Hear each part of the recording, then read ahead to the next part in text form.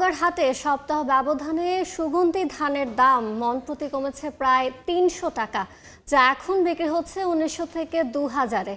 এ নিয়ে বিস্তারিত জানাতে মহাদেবপুর হাটে আছেন সহকর্মী এম আর রকি। সরাসরি যাচ্ছে তার কাছে। বিগত আমন মৌসুমে সুগন্ধি যেসব ধান কৃষকরা ঘরে তুলেছিল, এই ধানগুলো কিন্তু হাটে তুলছেন এবং এই সময়টাতে সুগন্ধি জাতের ধানের মধ্যে রয়েছে বিধান ৩৪, গোল্ডেন আতপ এবং বিধান ৯০। এই ধানগুলো মূলত চিনি আতপ ধান হিসাবে ভোক্তাদের কাছে পরিচিত। তবে গত কয়েকদিনের ব্যবধানে ধানের যেমন যোগান বেড়েছে, যোগানের সাথে কিন্তু হঠাৎ করে দরের জায়গাটাও এক ধরনের ছন্দ পতন দেখছিলাম।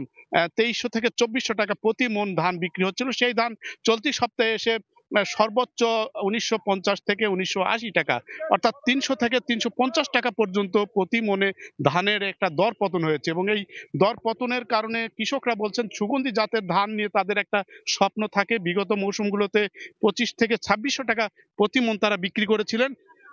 এবার কিন্তু সেই ধানের দর প্রথম থেকেই ২০০ থেকে ২৫০ টাকার মতো কম। তারপরের চলতি সপ্তাহে এসে আরেক দফা দর পতন হয়েছে।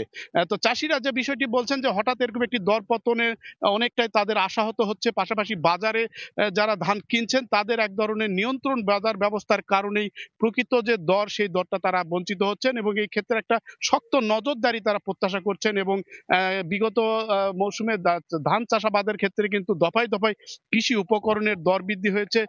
অন্যদিকে চালের দর কিন্তু এখনো তেমন কমার লক্ষণ নেই। তারপরে হঠাৎ করে কিন্তু এরকম একটি দর পতনের কারণে চাষিরা আসলে যে অভিযোগের তীর ছুড়ছেন, বাজার এক ধরনের নিয়ন্ত্রণ বা সিন্ডিকেটের মাধ্যমে দর কমিয়ে দিয়ে ব্যবসায়ীরা মুনাফা তাদের পকেটে তুলছেন, এমন কথাই কিন্তু চাষিদের দিক থেকে অভিযোগ আকারে করা হচ্ছে।